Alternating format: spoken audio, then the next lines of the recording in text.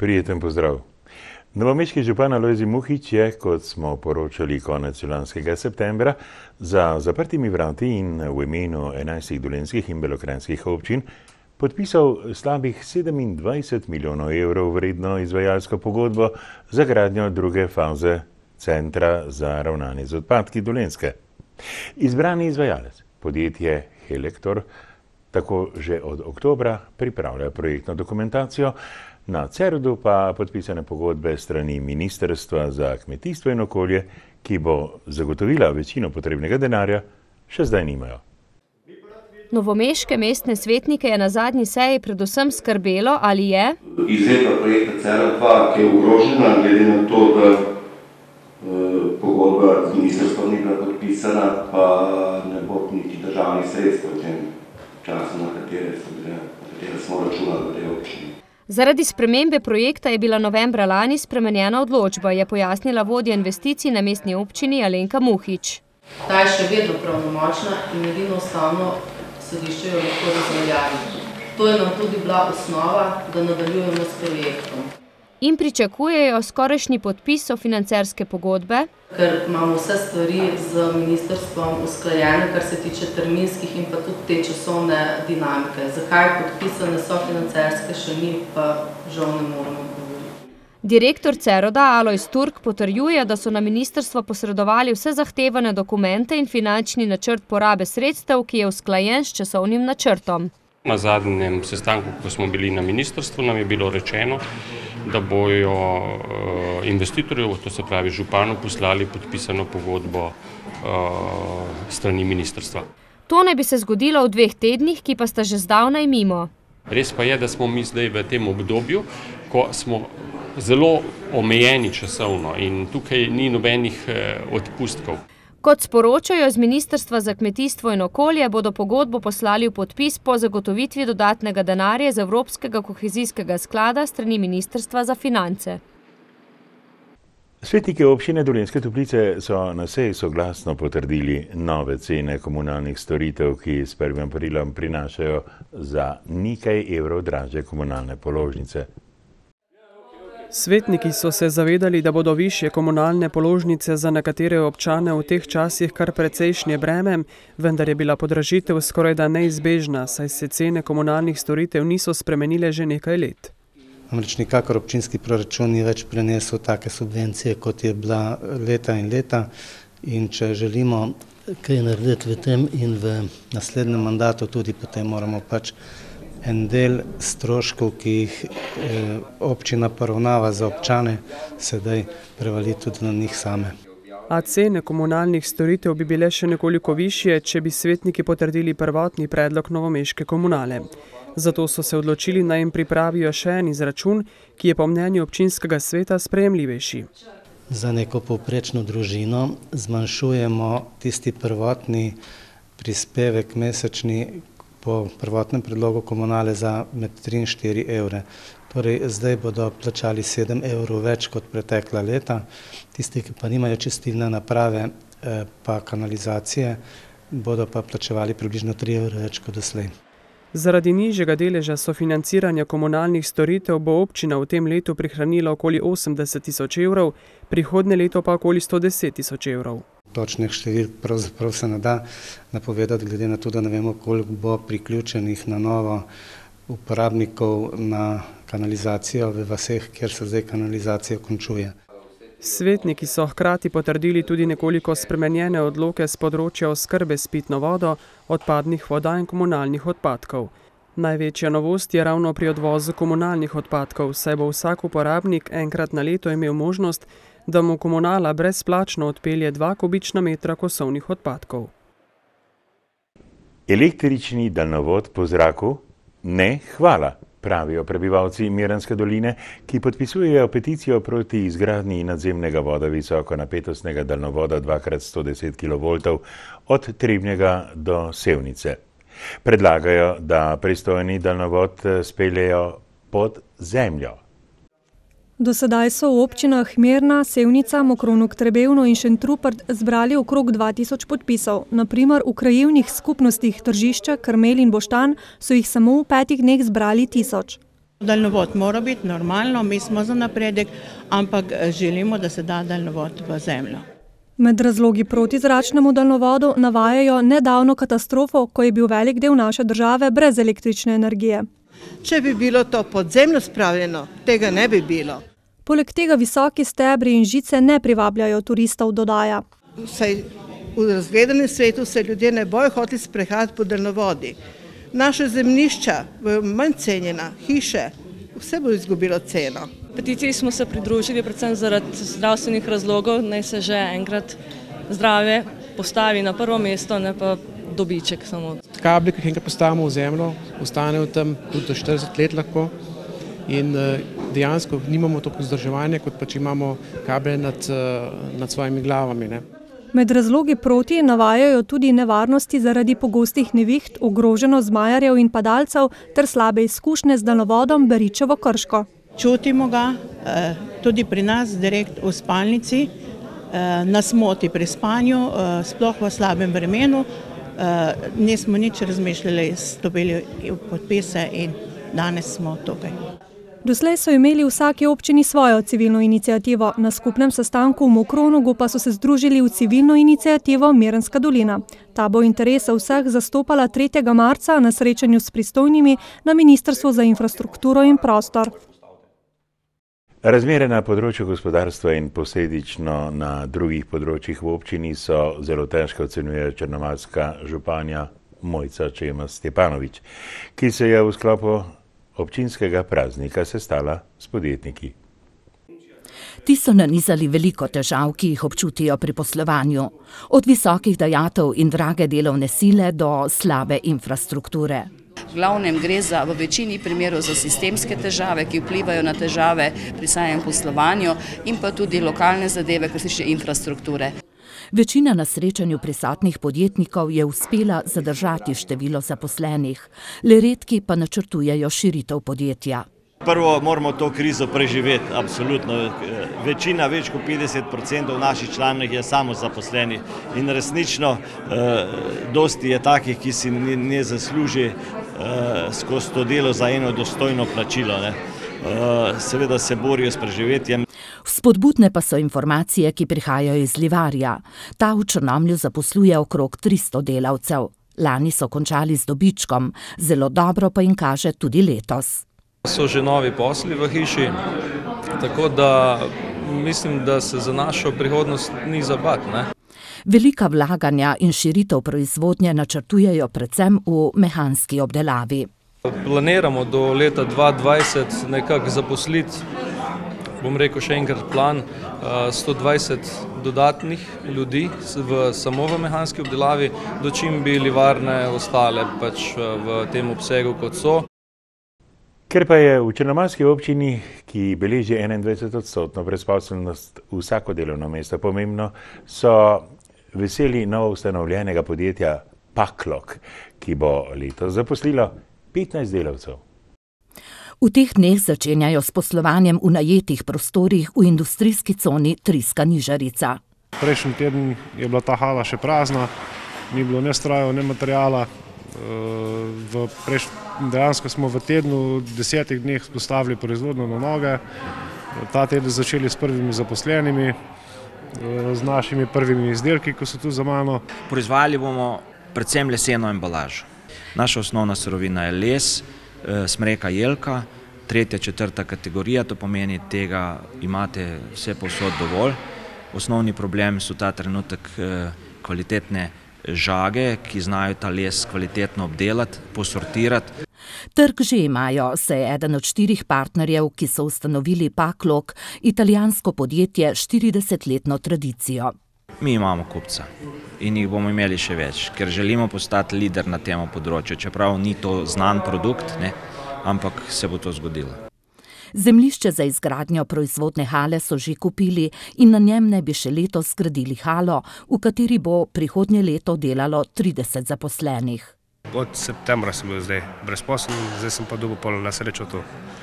In zadovoljni? Zelo. Ja, to je rešitev. Za mene sem pač imel srečo, da sem bil pravi čas na pravem mestu in vidim tu svojo bodočnost naprej. Mravinec, višji upravni delavec po poklicu, je doslej delal v Sekopu, ki bo, kot je slišati, že konec prihodnjega meseca odpustilo večje število delavcev. Morda pa še kdo najde delo v Paklogu. Po več kot 10 letih se v Trebnjem zaključuje zgodba, ki je dolgo časa dvigovala prah. Konec je namreč sodnih postopkov zoper nekdanjega direktorja tamkajšnje komunale Jožeta Pavšiča, ki je na novinarski konferenciji predstavil zadnjih 6 pravnomočnih sodb različnih sodišč. Končalo se je 11-letno obdobje nenehnih napadov name, kako sem nepravilno odpuščal prejšnje člane in nepravilno delal v podjetju, je med drugim izpostavil Pavšič, ki je komunalo vodil med letoma 2002 in 2006. In sedaj so sodišča z mnogimi sodbami razsodila, da sem delal pošteno in kot dober gospodarstvenik. Skupaj je bilo na sodiščih okrog 30 zadev, postopke pa so proti njemu sprožile neodgovorne osebe iz komunale in njenih organov, je prepričan Pavšič. O imenih ne bom govoril, ampak bom jih pa pozval vse na to, da plačajo javnemu podjetju Komunala Trebnje vse stroške neutemeljenih in lažnih tožb, kazenskih ovadb in odškodninskih tožb zoper mene. Sodni postopki in plačila nekdanjim zaposlenim so komunalo oziroma občine lastnice v vseh teh letih stali prek 300 tisočakov, pravi zdajšnji direktor. Dejansko vsi ti postopki, ki so se vlekli vse od leta 2002 naprej, so zelo negativno vplivali tako na samo poslovanje, kot tudi na ugled javnega podjetja. Ker so sodišča v istih primerih različno odločila, posamezniki pa so posamezne sodbe v medijih večkrat pristransko predstavili. Zato se sedanje vodstvo do teh sodb nikoli javno ni opredeljevalo, smo pa seveda z njimi seznanjali tako naše lastnice, kot tudi seveda vse organe javnega podjetja. Pavšič je sicer na novinarski konferenci predstavil tudi pravnomočno sodbo Vrhovnega sodišča, na osnovi katere je moral njegov predhodnik Pavel Jarc komunali vrniti okrog 60 tisočakov. Dotrajni leseni most v Maršeči vasi pri Šentjerneju bi moral biti po odločbi inšpekcije zaprt že več dni, a se to do danes ni zgodilo. Od postavitve ustrezne signalizacije je most zaprt za ves promet in pešce. Obvoza oziroma nadomestnega mostu pa vsaj za zdaj ne bo. To bo hud udarec predvsem za kmete, ki bodo morali prevoziti po 10 ali 20 kilometrov več, da bi prišli do svojih njiv. Jaz sem vesel, da smo danes v stavbo naše občine dobili tudi kulturno-varstveno soglasje, kar seveda nam dovoljuje Ministrstvo za kulturo odstranitev obstoječega mostu. Hkrati občini dovoljuje, da zaprosi za izvzetje mostu iz kulturne dediščine. Kot smo poročali, se je sicer glede mostu opredelil tudi gradbeni odbor 5 okoliških vasi, ki je minuli teden na občino naslovil več zahtev. Glede na različna mnenja vaščanov so dosegli kompromis. Občini predlagamo betonski most z leseno ograjo in leseno oblogo. V 2 zahtevah smo si popolnoma enotni, in sicer, da se omeji tovorni promet skozi vasi in skozi most.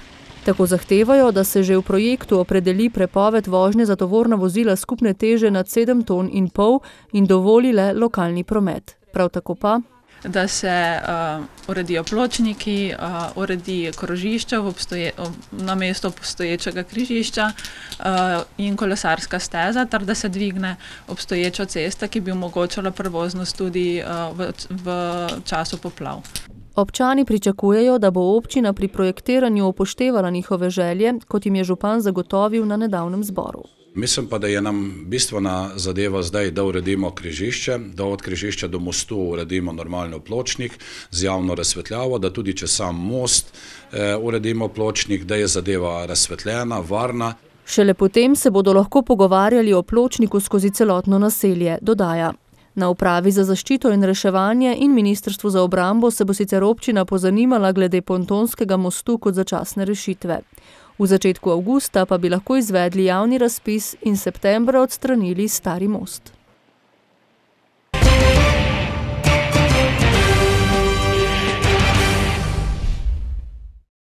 Verjetno ga ni Novomeščana, ki ob vožnji ali sprehodu mimo steklene stavbe na Novem trgu, kjer je nekdaj domovala upravna enota, ne pomisli na to, da bi morali s to propadajočo stavbo vendarle nekaj ukreniti.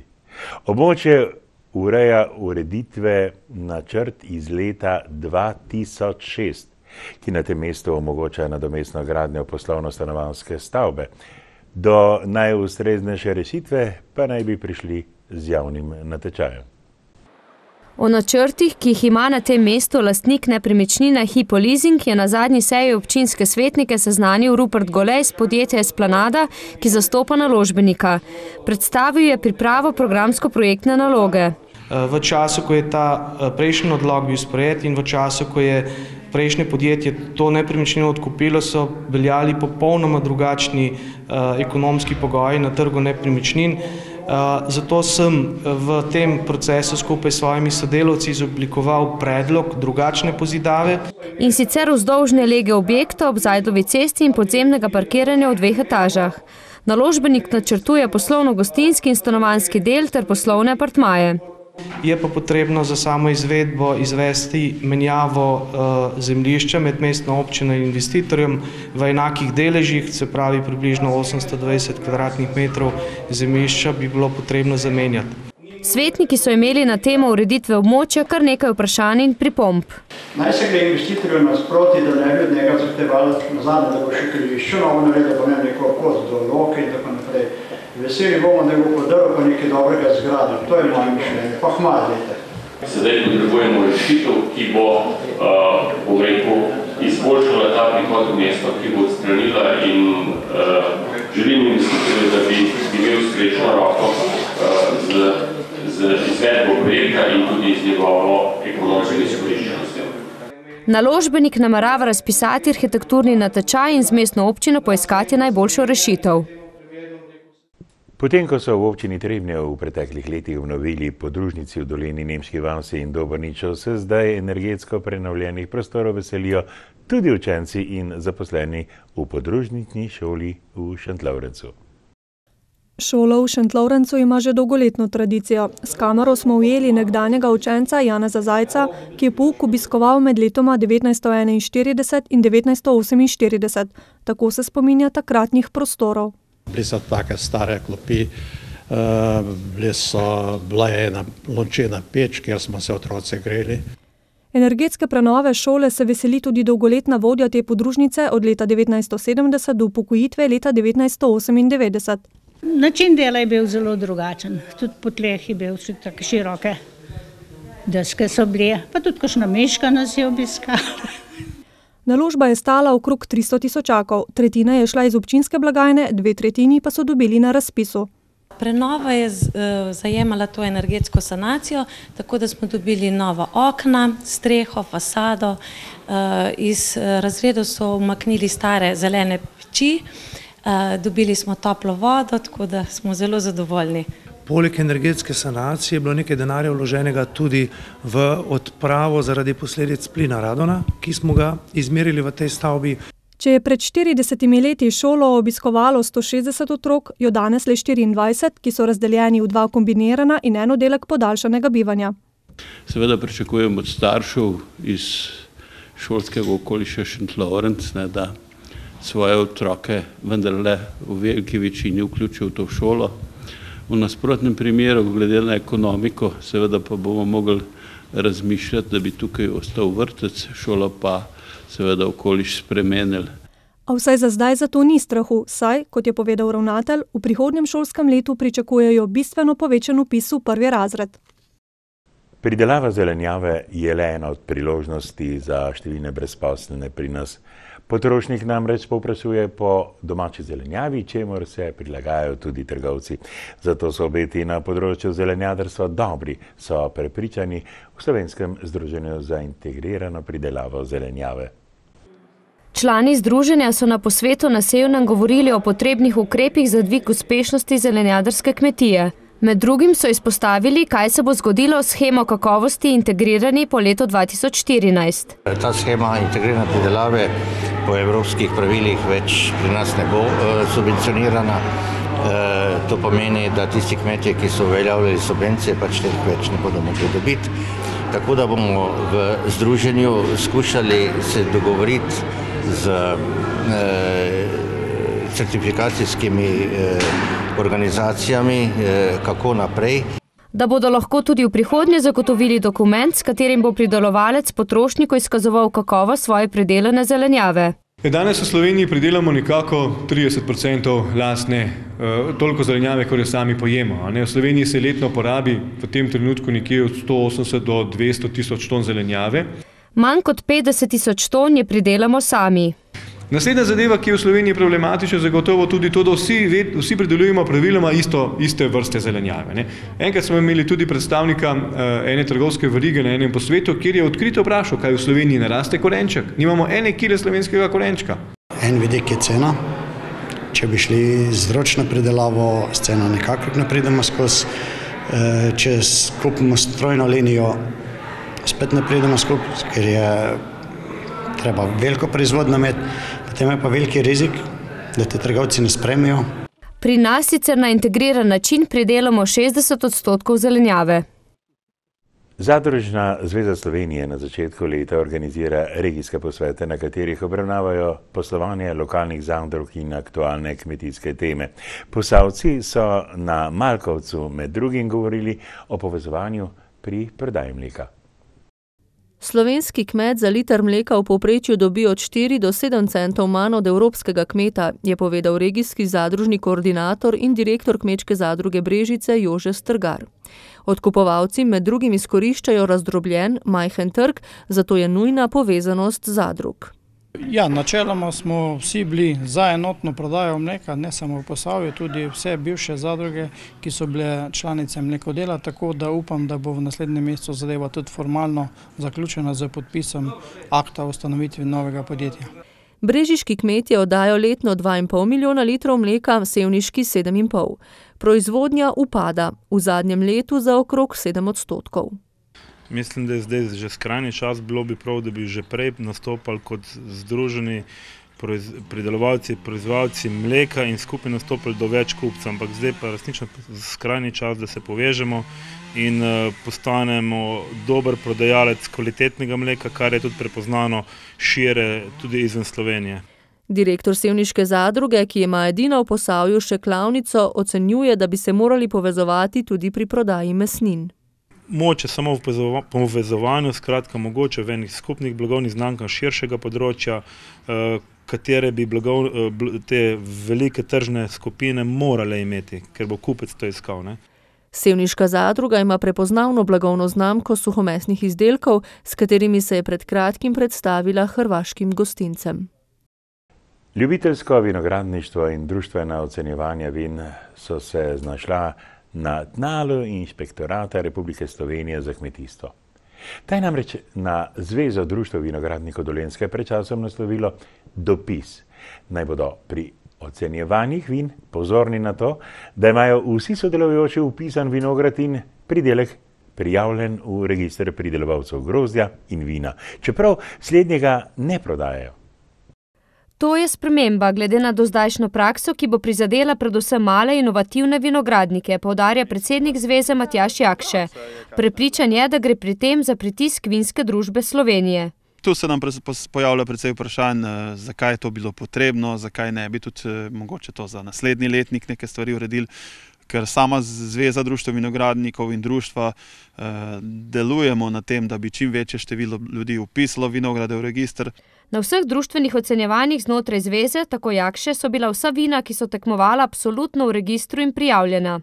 Vsa vina, ki so imela namen tudi te velike zlate ali kaj takega tržiti, da so bile tudi količine odzadaj, bi naj društva zagotovila, da so te količine in tudi smiselno je potem bilo, da je prijavil register, ker če ni prijavil register, to se ni dalo tržiti. Gre predvsem za manjše količine vina, kjer je že strošek analize večji od njegove vrednosti, dodaja Jakše. V Šentjernejskem društvu vinogradnikov, ki je znano po bogati tradiciji ocenjevanja vin, se tako bojijo, da bo svoje vzorce zaradi inšpekcijskega opozorila oddalo manj članov. Letos Je pa še bila ta zadeva, da iz upravne enote niso poslali obvestil, da se naj pridelki prijavijo. In spet to je moja informacija, ki sem jo dobil, da od 1500, ko se jih je vsako leto prijavilo pridelke na upravni enoti, jih je letos prijavilo samo 200. Ne. V zvezi so prepričani, da bi bilo prijazneje do vinogradnikov, če bi dobili opozorilo z navodili, kako naj ukrepajo, da ne bodo v prekršku. 19. februarja 1944 je v Črnomlju potekalo prvo zasedanje Slovenskega narodno-osvobodilnega sveta.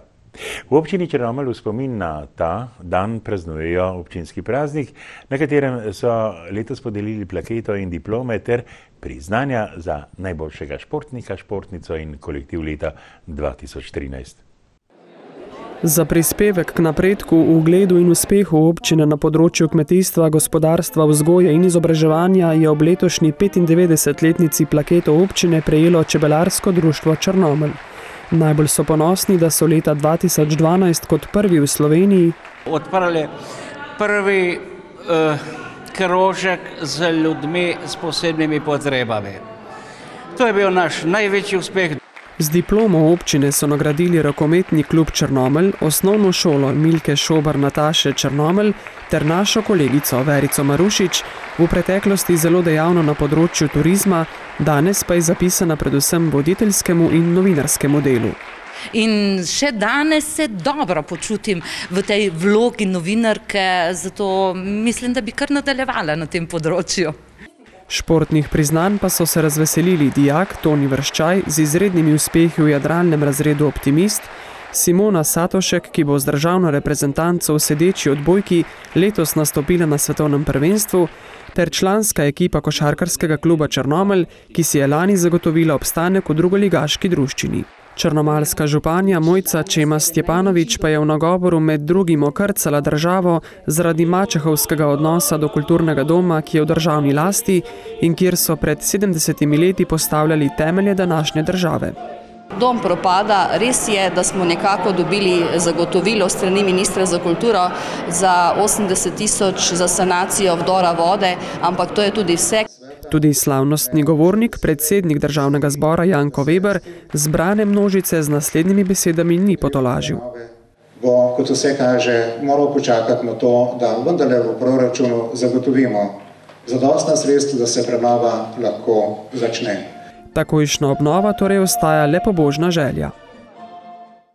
Zima letos res ne upravičuje svojega slovesa, čeprav je pred kratkim pokazala svoje zobe. Po stari šegi zimo pri nas odganjajo kurenti, tudi v dolenjski prestolnici. Poglejmo, kako glasno je bilo na novomeškem glavnem trgu.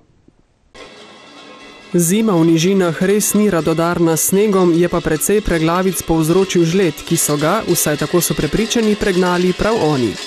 In seveda koranti, Petovi ob Ptuj in seveda vsi koranti Ptujskega in Dravskega polja pa smo seveda odigrali svojo vlogo. To se pravi, pregnali smo zimo že skoraj, ne v celoti, vendar delno in seveda v deželo kličemo pomlad. Kurenti na Dolenjsko zahajajo že več kot 15 let in vsakič znova jim uspe pregnati zimo, prej ali slej. In kurenti so vsako leto ponovno navdušeni na Dolenjsko, radi pridejo, omogočimo jim, da si ogledajo tudi oni različne naše kraje. Kurenti povsod pritegnejo pozornost, zato najmlajši radi izkoristijo priložnosti za fotografiranje z njimi. Poleg v Novem mestu so zimo preganjali še v Mirni Peči, Straži in Žuženberku. Jaz sem jim že predlagal, da bodo mogli dati v statut obratno, da bodo mogli klicati zimo, ne odganjati zimo, a so se samo nasmehnili. S sabo so pripeljali kamelo in medveda, radi pogledajo za kakšnim mladim dekletom, obenem pa svetujejo, da pustimo skrbi ob strani. In začnemo misliti pozitivno, to se pravi energijo tisto, ki jo imajo koranti doma in po svetu in mislim, da bo nam tudi boljše in tudi pomlad bo tudi kaj dala pozitivnega. Seveda z koranti, z našim vladoj pa mislim pozitive ne bo. Jaz vam želim vse lepo in da do konca odženete to našo kruto zimo. Zaigrajte še nekaj za Novomeščane.